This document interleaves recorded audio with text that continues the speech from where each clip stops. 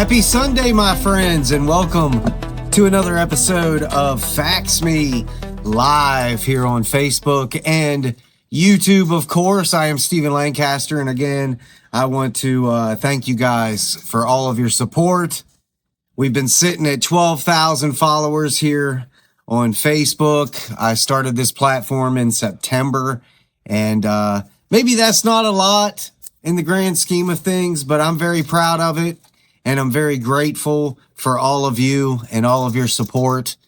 But today's live is about clearing up some things. As we all know, there is a group of people out there that no matter what you do, what you show them, you can show them the truth, you can show them the facts, and they're just not ever going to believe it. Okay, these people are leftists and liberals.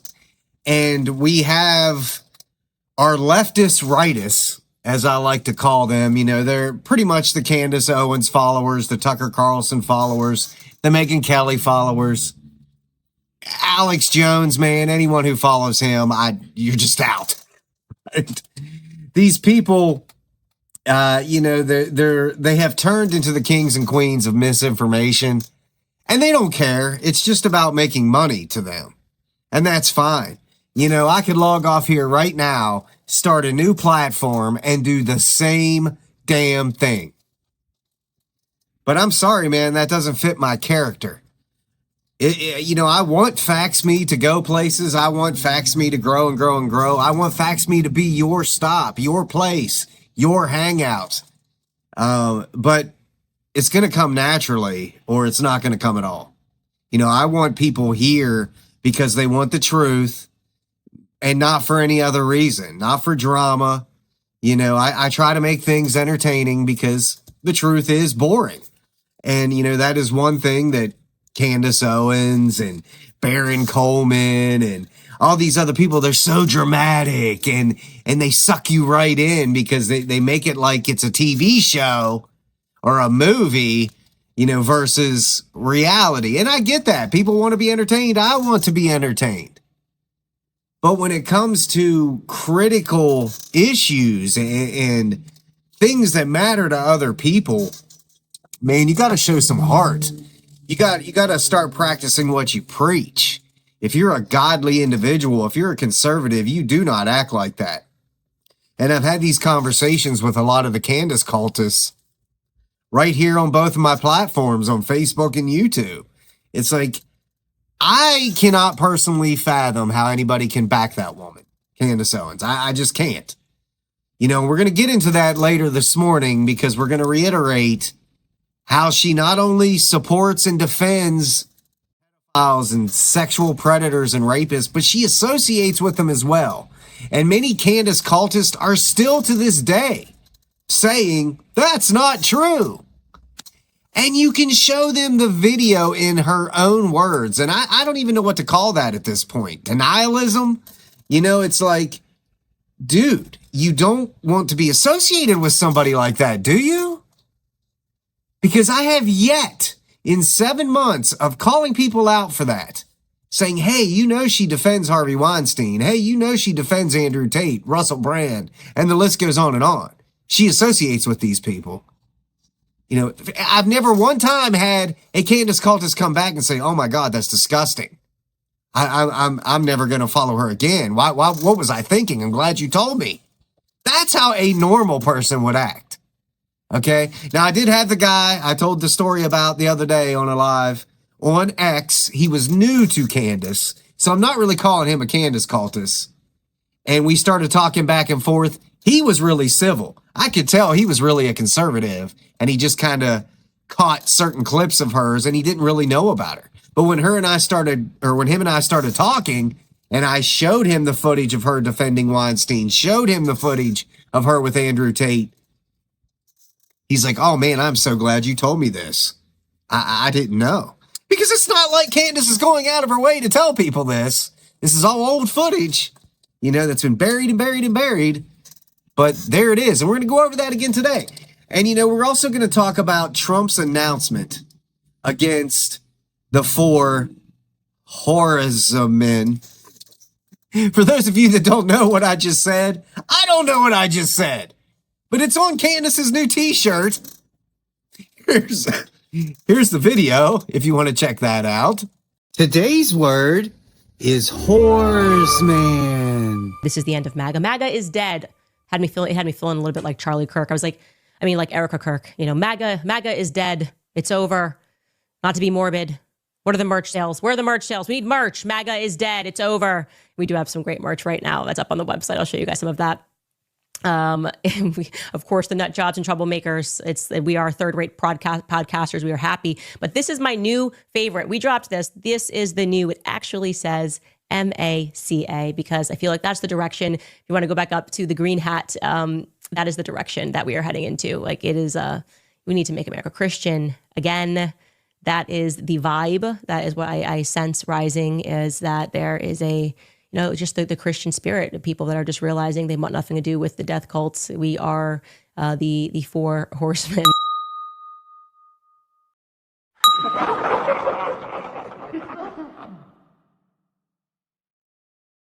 of MAGA. That should be, make sure they fix that, by the way. That should say the four horsemen with an E, not horseman. We'll make sure that's fixed if you guys order that today.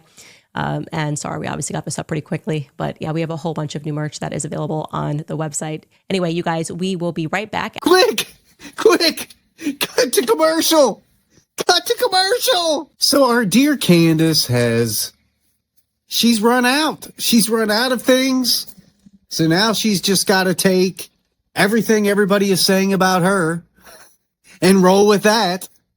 So she's making it like it's not hurting her ego by embracing new merchandise that is making fun of what Trump and everybody else, all of us, is making fun of her about.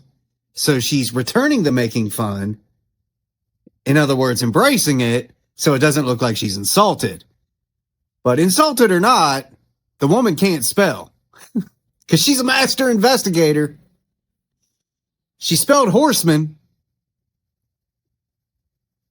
wrong. Okay, and the interesting thing is she didn't even notice it was misspelled on the shirt. All she pointed out was the listing. As I'm pulling this up, she points out that the four horseman t-shirt listing needs to say four horsemen. That's okay, but the spelling on the shirt, you didn't even notice. HOUR, and here we go. We do have some great merch right now. But anyways, guys, Miss, finished her GED from homeschool and dropped out of college and can't spell worth a shit, can't pronounce big words. Let's buy her shirts. All these people are going to be running around with the four Horaces, man. Oh, fantastic. Anyways, so Trump makes his announcement, guys. And, a lot of people think, the Candace cultists, the leftists and the liberals, they must be telling the truth because nobody tries to shut somebody up unless they're telling the truth. That is the dumbest excuse I have ever heard in my life. Many of us have been trying to shut Candace Owens up because she's a fucking liar. And she's spreading misinformation, disinformation. She is creating problems. That's why we're trying to shut her up. A, it's fucking annoying. B, she's misleading people. C, she's taking advantage of you and making money off of it while she's doing it. And you're applauding her as she does it. But let's kick this thing off because I do got a lot to cover. Let's set this table properly, my friends, because context is the graveyard where misinformation goes to die. And lately, a lot of people have been dancing on top of it, pretending they're discovering something profound. When Donald Trump makes a public statement distancing himself or outright criticizing figures like Candace Owens, Tucker Carlson, Alex Jones, Megyn Kelly, the knee-jerk reaction from the comments section the intellectual class is to scream betrayal, fracture, collapse. Oh, these people pushed for him. These people associated with him. They helped him get the presidency. Oh, they did. Yeah, absolutely. But just to flip the coin here for a second. If Harvey Weinstein, Andrew Tate, Russell Brand, Bill Cosby, all these people, Jeffrey Epstein himself, if all of them were supporting me and constantly talking about me, do you think I would care? No, I do not want to associate. Don't even put your name with my name. And that's where Trump's at. That's the layman's explanation. He doesn't want associated with you. Yeah, you helped get him elected, but look at what you're doing now. That's not a get out of jail free card. That doesn't mean you get to act however you want just because you voted for him and pushed to get him back in the White House. That is not a pass to do what you're doing. So of course he's distancing himself. But adults, guys, people who actually understand power, influence, and political calculus don't react emotionally. They ask one simple question. Why now? Right? And I knew the answer to that. When I saw Trump's tweet, text, post, whatever, I already knew the answer because timing is everything. This wasn't random. This wasn't impulsive. This was surgical. We're talking about President Trump here. The man plays chess in his head 24/7. Trump is heading into one of the most scrutinized political stretches of his life. Every word, every association, every single thing he sends is no longer just commentary, it's positioning. And what you're seeing is a deliberate recalibration of proximity. Okay? This man doesn't want to be associated with Tucker Carlson because of his treason. Doesn't want to be associated with Candace because of her treason. They're turncoats, man. Why would you want to associate? They are anti-America. And if you are American and you are on their side, you are the enemy. It's not loyalty, it's not friendship, it's proximity. There's a difference. Over the past several months, these media figures have increasingly leaned into narratives, claims, and rhetorical strategies that, whether you agree with them or not, carry validity, guys. And validity in the courtroom of public opinion, yes, actual courtrooms, comes with a cost. Trump understands something that a lot of influencers either ignore or simply don't care about. You can win clicks with chaos. That's proven. We see that every day. You know, I can make a video today, title it with some amazing clickbait, and it's going to get thousands and thousands and thousands of views. But then what? I mean, what does that make me, man? I just don't understand people. So you can win clicks with chaos. We know this. But you win elections with control. So let me say that again so you understand it properly. You can win clicks with chaos, but you win elections with control. Do you honestly think the morons that are dying on the sword for Candace Owens are worth anything? They're worth a vote? They're worth anything to society? Nobody cares. Their voice does not matter. Period. Figures like Candace Owens and Alex Jones thrives in disruption. That's where these voices we don't care about, the Candace cultists, that's where they're made to feel important. So that's why they defend her. Oh, she makes me feel important. She makes me feel like I'm an insider and I know things nobody else does. You do. You know a bunch of bullshit. That's it. Congratulations. Tucker Carlson pushes boundaries that generate massive engagement. He's doing it on purpose. Megyn Kelly operates in a lane that blends critique and spectacle. That ecosystem feeds itself, kids. It grows on controversy, on confrontation, on pushing narratives to their outer limits. But Trump, right now, he doesn't need any more noise. None of us do. He needs precision. He needs message discipline. He needs plausible deniability when the media machine inevitably tries to tie every extreme claim, every unverified theory, every rhetorical overreach directly back to him. And that's what his post was all about. When you have Candace and Tucker anti-Jew, and wanting to destroy Israel, and it's just there's so much hateful rhetoric, and they were once attached to Trump. Trump's got to get rid of that, man. He doesn't want associated with that. And here's the part people don't want to admit. That strategy is not weakness. It's not betrayal. It's not turning on allies. That's on them for turning the way they did. This is insulation. Because when legal pressure, media scrutiny, and political stakes all converge at once, the last thing a candidate wants is to be tethered publicly and repeatedly to those voices that operate without morality and conduct themselves without ethical behavior. It's risk management, man. It's about narrowing the aperture of association. I say it to people all the time on my platform.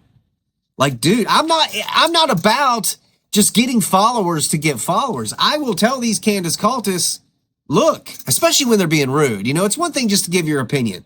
I'm okay with that. My place is your place. Give your opinion. But when you start with stupid attacks, or when you start deflecting and you're just being a troll, I don't want you here. Why would I? I don't want associated with people who support Candace Owens because I know who she is. I know what she supports and defends. And if you're with her, you are guilty by association. You are complicit. I don't want you on my page. You people disgust me. If you are okay with her defending sex offenders, I don't want around you. You're a sick motherfucker. I control my message, not them. And if you think that's shocking, then you haven't been paying attention to how high-level politics actually work. You've been paying attention to fucking dumbass influencers. This is not a friendship circle. This is not a podcast network. Okay, this isn't a bunch of little podcasters trying to figure out how they can keep their grifts going by working together. They can't beat one another, so they join. The more of us together, we can keep pushing this freaking narrative. It's a joke. This is a campaign environment where every association is weaponized, guys. And every quote is archived and every misstep is amplified. So Trump did what seasoned operators do. He created distance. Not because these individuals suddenly appeared out of nowhere, but because the cost-benefit equation has shifted. Trump has nothing to gain by being associated with these people now, especially with how they've just flipped. And here's where the misinformation crowd completely collapses under its own weight. They're trying to spin this as some kind of ideological fracture, and it's not. It's strategic separation. I would have done the same thing. I have done the same thing. There is no evidence, none, that Trump has suddenly abandoned the broader ideological lane that these figures often operate in. What he's doing is drawing a boundary between his campaign and their commentary. That's not ideology, that's optics. That's legal awareness. That's political survival. And here's the mic drop reality that people don't want to confront.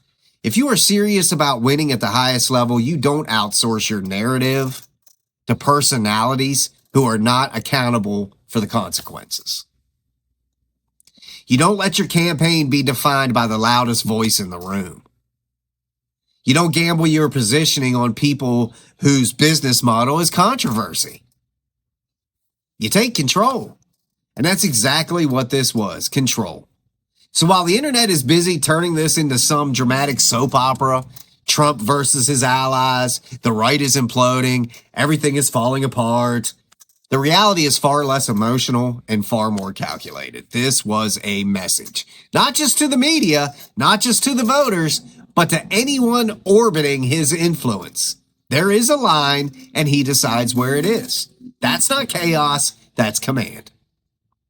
And the difference between the two is exactly why some people trend and others win. Because the trenders will not win. Candace Owens has never won. She's burned every bridge she's crossed. She's been fired from every job she's ever had. It always ends in chaos for her. History, man, it doesn't lie. But let's move on from that. Something I wanted to point out. I want to take this. I'm going to say this as clearly as possible so even the willfully confused can keep up. Because what just happened under a post I made the other day wasn't disagreement. It wasn't debate. It wasn't even a difference in interpretation. I made a post the other day. I saw that Candace Owens was going live on Friday. And I went because I watch this crap so you don't have to. And I saw her live viewership and that she was at 250 on the YouTube charts for her live at that moment, the live moment. So I took a screenshot and I shared it on my Facebook page and said, look, something's clearly having an effect here. Her live viewership used to be in the millions. And clearly it wasn't per the screenshot, right? So I was referring to very clearly the live audience. With me so far? But what I saw in that thread was a full-blown collapse of basic comprehension. Again, just showing the average mentality of the people who follow Candace Owens. And I'm not saying that for effect. I'm saying that because the evidence is sitting there right in plain sight. If you haven't seen this thread, go look at it. Read my post and then read all the comments. I think you'll have a hard time disagreeing with what I'm about to say. When I made that post about Candace Owens, I didn't hide the premise. I didn't bury the lead. I didn't cloak it in ambiguity or wrap it in layers of nuance that required a decoder ring and a graduate degree in linguistics to unpack. It was plain and simple. Yet I have a lot of you morons tell me, are you going to retract that now? Because her video is currently at 1.2 million or 1.6 million or 2.2 million. You're the facts me guy. I thought you were all about facts. I made a very specific, very measurable, very time-sensitive observation. Live viewership. I said nothing about the hits or views on an archived live video. Nothing. Read the post. Live viewership was at a record low for Candace Owens, sitting at 250 on the charts, per that screenshot I took during the live. Live. Not total views, not replay metrics, not cumulative engagement over 24 hours. Not, well, if you check back later, it climbed to insert number. None of that.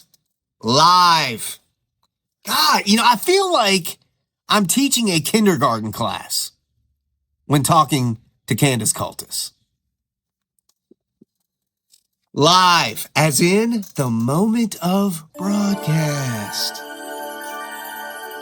As in the only metric that actually reflects real-time audience presence without the benefit of algorithmic, I can't talk this morning, algorithmic afterburners, bots, delayed clicks, passive consumption.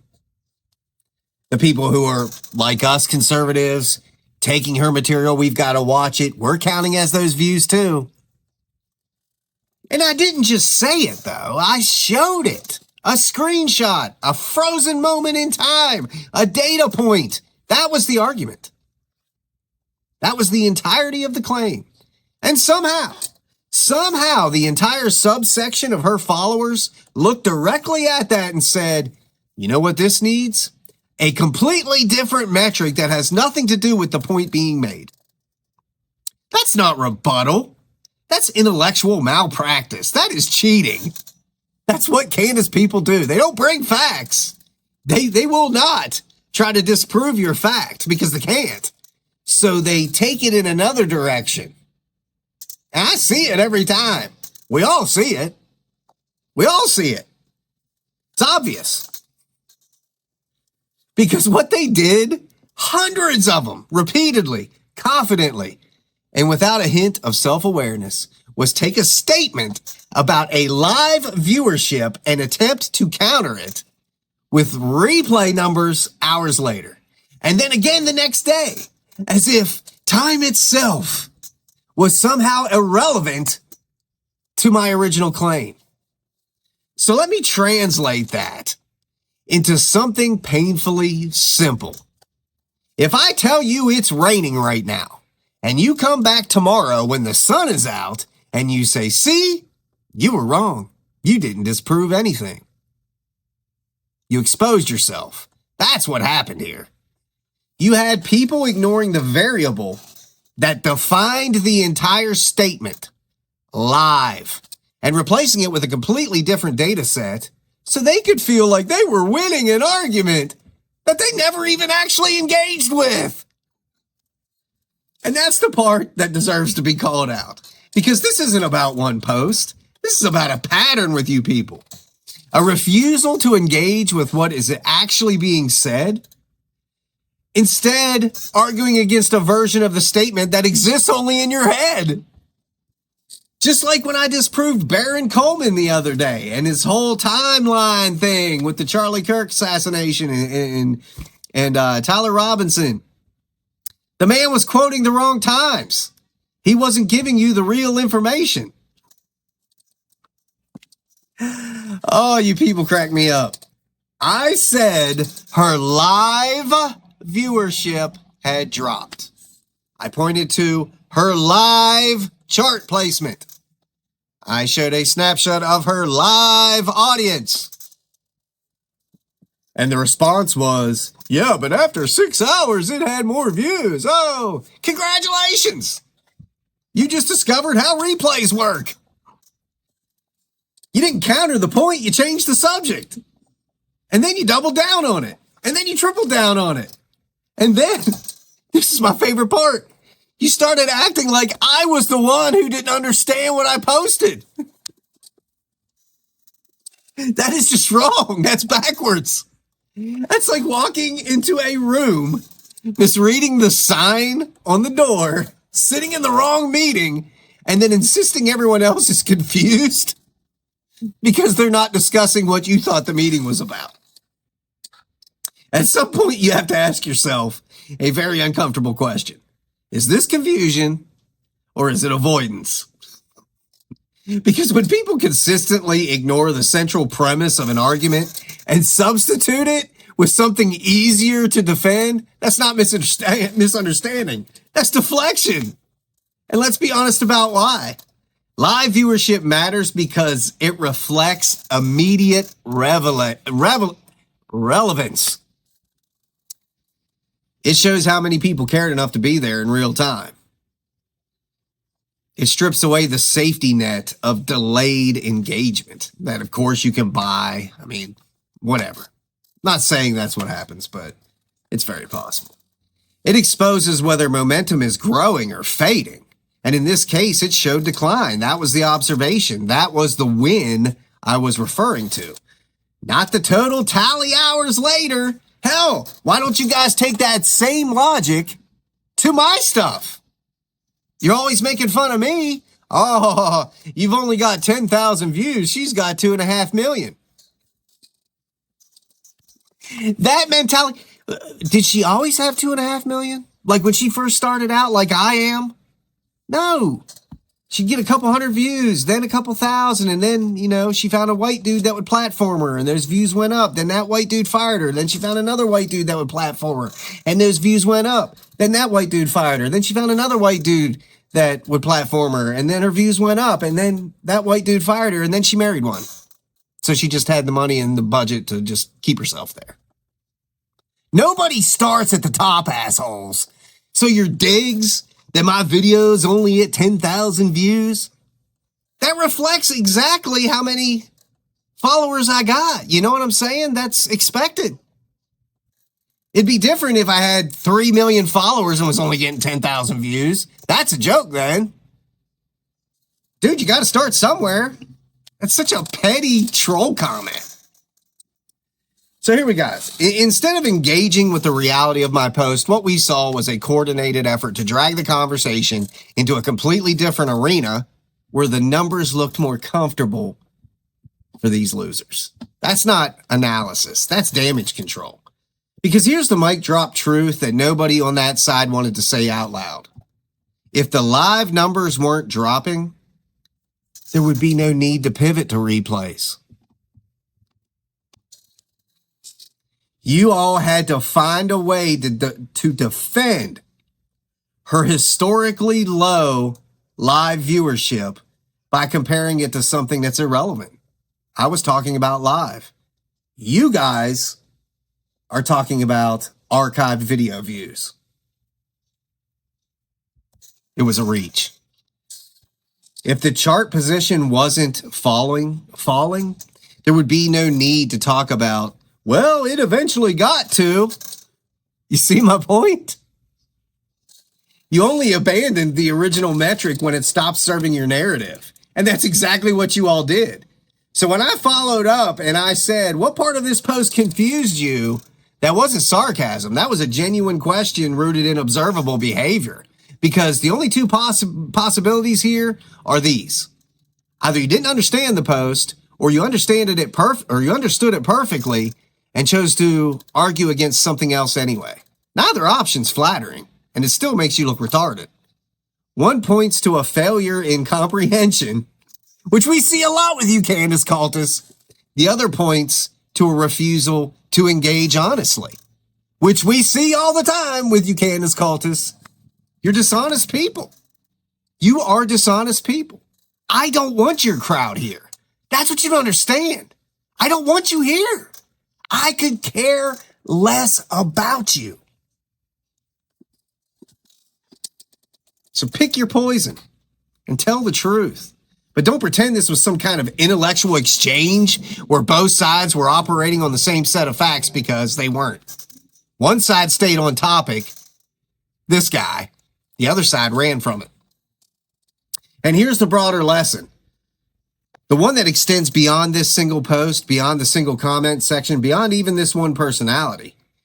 In the world of information, precision matters. Words matter. Timing matters. Context matters. And when you strip those things away, when you blur definitions, when you swap metrics mid-argument, you're not debating. You're distorting. You're lying. You're doing exactly what your queen, not a Catholic, is doing. You're not correcting, you're coping. So no, there was nothing unclear about that original post. It was direct, it was supported, it was specific. The only thing unclear was why so many people went out of their way to avoid understanding it. But even that, when you really think about it, isn't that unclear after all. What we are witnessing right now is not a disagreement.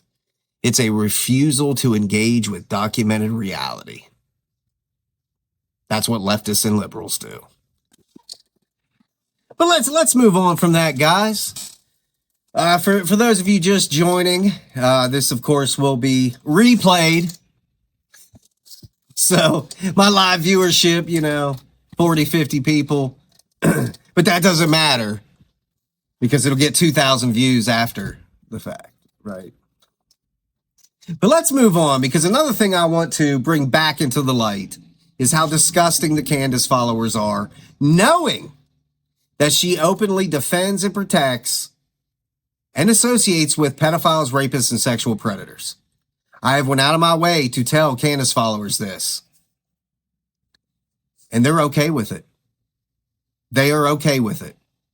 They are complicit with it, and they still support her.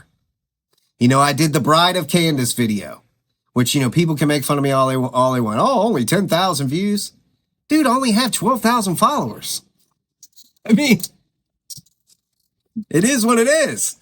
And I don't got, I don't got nice enough tits to have those really cool thumbnails to make people want to click it. I'm sorry. But inside that video, the source material of The Bride of Candace. Now, it's long. It's almost 2-hour semi-documentary on Candace Owens and George Farmer. And it shares a lot of damning stuff against her. If you haven't watched it, please do. Do it with an open mind, whether you're for or against Candace. Just go in and learn about her if you don't know these things. But Candace Owens does not just casually mention controversial figures. She goes out of her way to humanize, platform, and defend them in varying degrees. And she does it in her own words. This isn't assumption.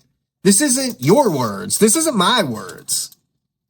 This isn't something being taken out of context. This is her words.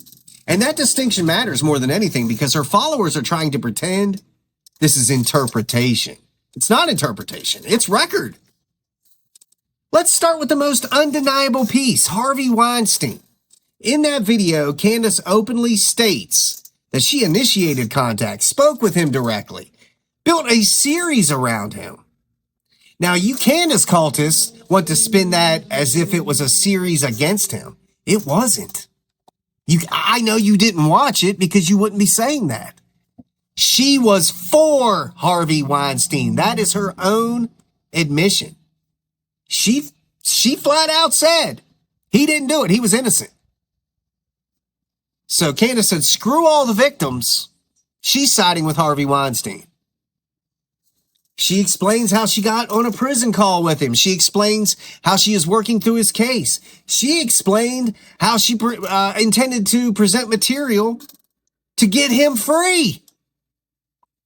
And here's where it gets uncomfortable for the people trying to deny this. She doesn't approach him as someone to condemn. She approaches him as someone to explore, understand, and reframe as innocent.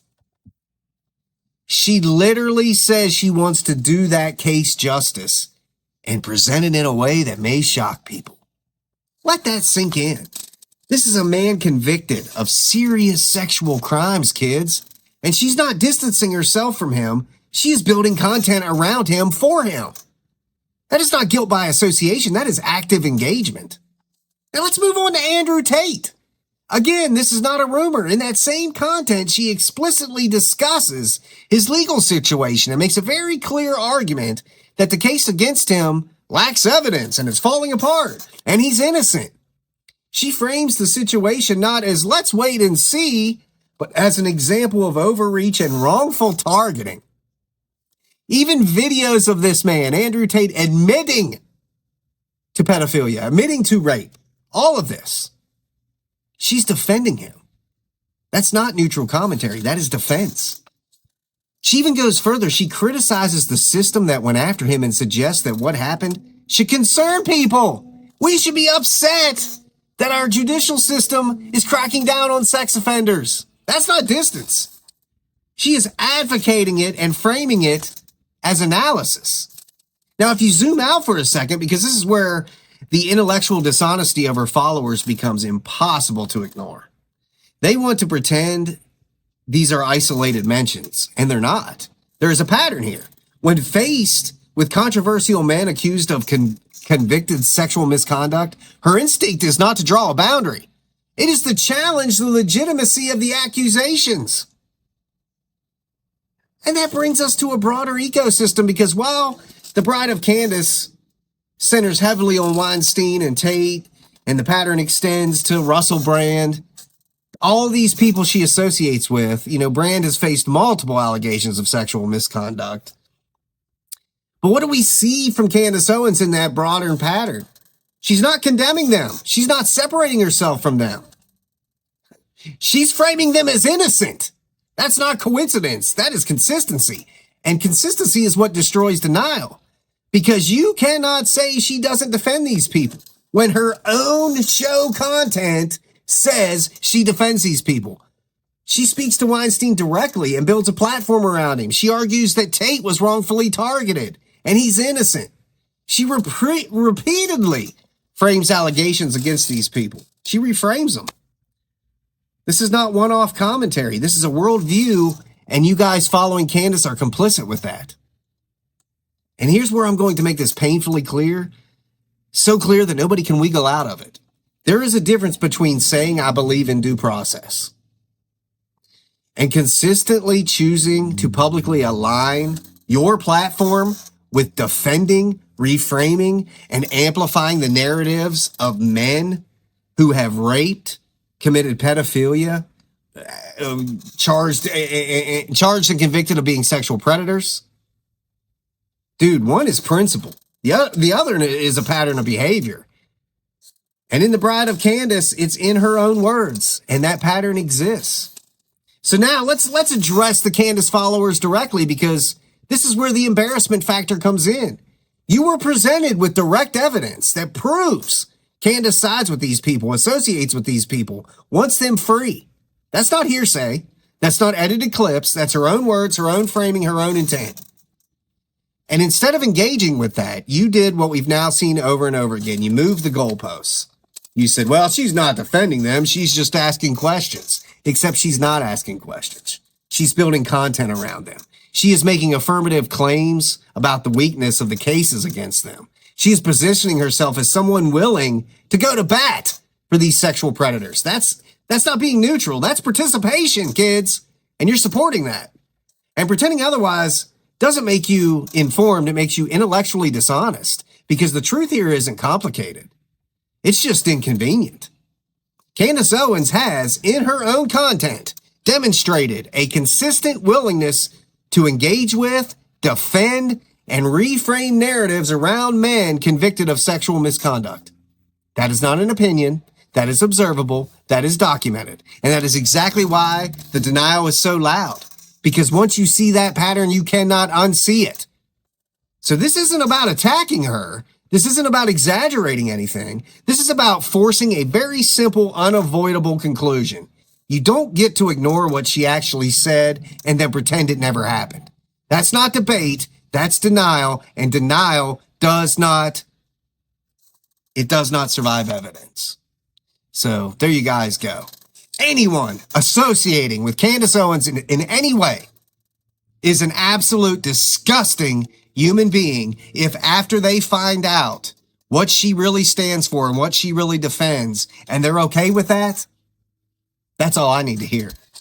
That is all I need to hear, and you are not welcome on this page. You are disgusting.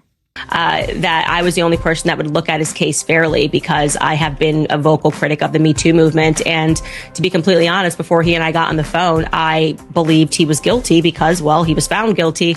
And also because the media had even done a number on me in terms of there were just so many allegations. It was difficult to sift through or to not reasonably assume that something had to be true. And so I took a look at the case and was positively shocked at what I discovered. I believe Harvey Weinstein was wrongly convicted. And the reason that he is sitting in prison is because of the media. It was a trial by media and not a trial based on the facts.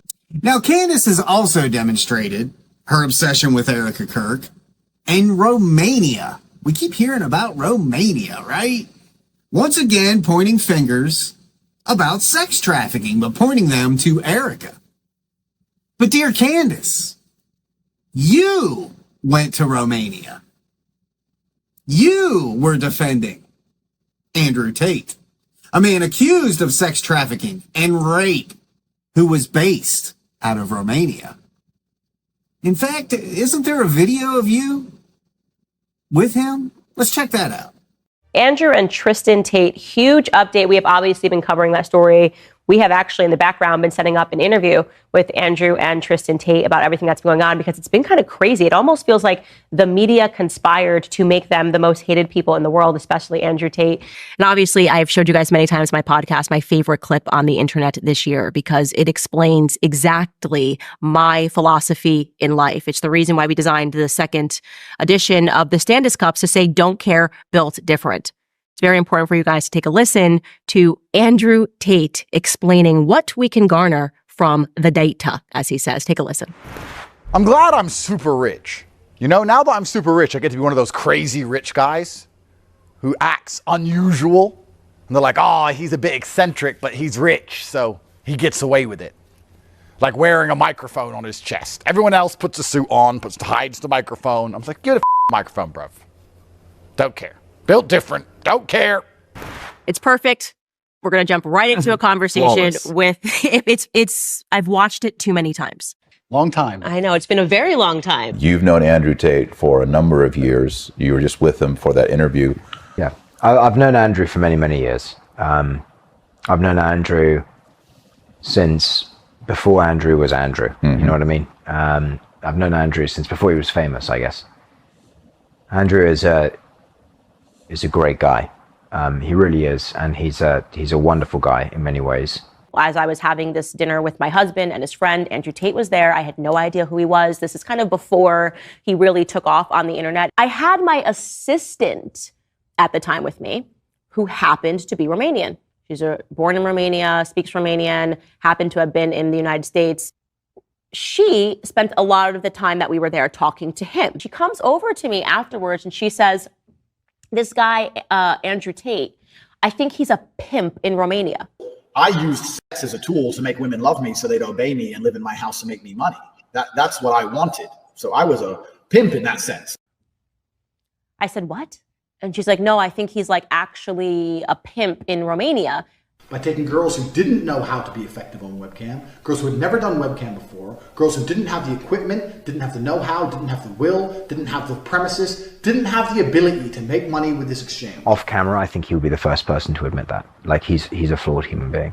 I created a system that allowed me to convince girls to do this, allowed me to retain 100% control of their income. I know how to make sure the girl can't run away.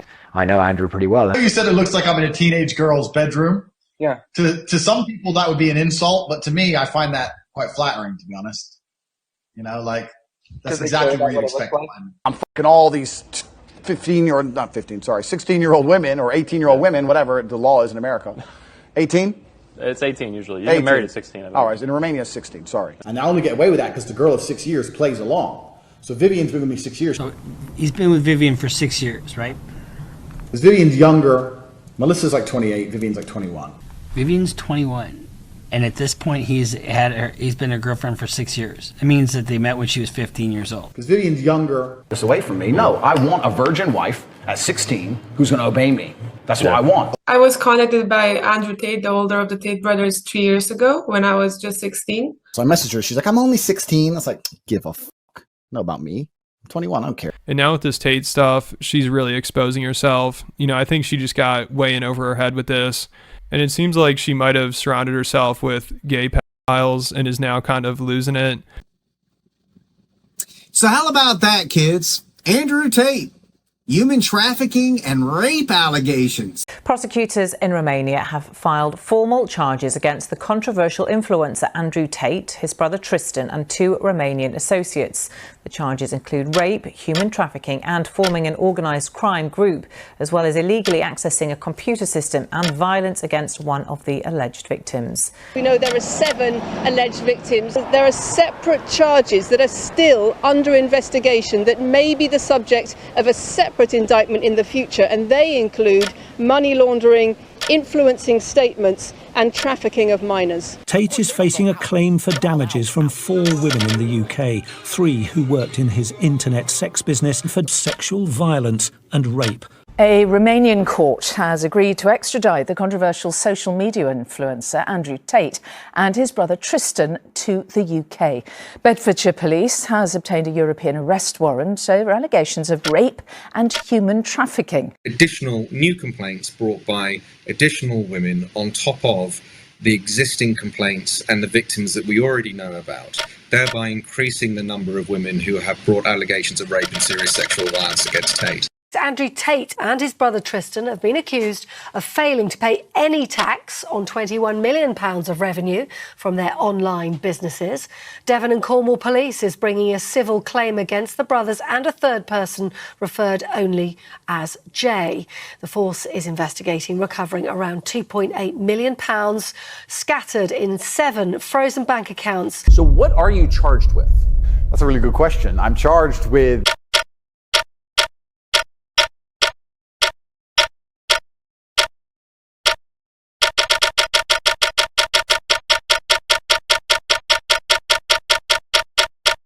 And let's not forget the most important part, Candace Owens' buddy, right? He's her buddy. Guys, I want to thank you all. I'm going to wrap this live up. I actually didn't expect to kind of go this long today. I'm just going to do a quick Sunday thing. Hope everybody's having a great day. God bless you all. Guys, I'm so overwhelmed, man, with the t-shirt sales. I couldn't believe it. I did a YouTube live yesterday. Bam, 4 t-shirt sales, right? And some guy just asked right in the chat, and he went and bought them. That's awesome. If you guys have any great ideas for t-shirts, maybe you're looking at my shirts and you're like, I don't really like any of those designs. Throw me the suggestions, guys. I'm accessible. I'm building the Facts Me movement with all of you in mind. We're all in this together. I'm just the face behind it. That's how I look at it, the voice behind it, whatever. And now I'm including your voices. I do a segment called the People's Panel, where I bring factivists like you, followers of Facts Me, onto the show, and we just talk about whatever, debate, argue, whatever. Agree, it doesn't matter. Guys, you can reach me at canyouffaxme@gmail.com if you got any ideas, if you ever want to come on the show. You can subscribe to this page. Every little bit helps, my friends. You can subscribe on YouTube, whatever. Everything you guys do down to the penny is so very, very, very appreciated, my friends. Hope you all have a great week ahead. I'll be back again tomorrow morning with another live, of course. And, of course, though, there will constantly be Facts Me shenanigans all throughout the day. Thanks again, guys. I love you all so much. I woke up this morning and I was telling my wife, that I am so blessed to be 48 years old. We'll get into it one day, but I was a raging alcoholic for 20 years and I beat that. I am now 5.5 years sober. God is in my life and I want to tell that story one day too and share that with you. And I was just saying, I can see many of your names in my head when I'm laying there to go to sleep. And, I just see, and it's like, I see you guys every day. It's like you've become such a part of my world that I would miss you. I would miss you. Like when I make posts, I'm like, okay, I know this person's going to say this, or I know this person's going to come in, or here comes Sam. He's going to bring some facts. Here comes Tara. She's going to bring some facts. Oh, Chloe just dropped the bomb. I love it, guys. I mean, it sounds silly. You can make fun of me all you want. Spoiler alert. I don't care. I try to be upfront with people, especially the trolls on YouTube. Look, my fault, guys. Let me go ahead and tell you right out the gate. It doesn't matter. I've never been offended in my life. I've never been embarrassed in my life. I couldn't even tell you how those emotions feel. I just don't give people that power. That's why I turn everything into something funny, because that's about all it is to me. But anyways, guys, I always try to end the show, and then I feel like I just need to stay here just that little bit longer with you guys. But know that you're appreciated. I'll be back tomorrow morning, and of course, throughout the day. I love you guys. Take care. Every breath you take and every move you make, every time I take, every time I'm fake, you'll be watching me. Actually, every single day and every word I say, every clip I play is a lie I made. You'll be watching me. Grifting. Oh, can't you see? Charlie belongs to me. Now my husband's gay, married, money and fame. Every clip I play is only fake and gay. I'm completely fake. Every claim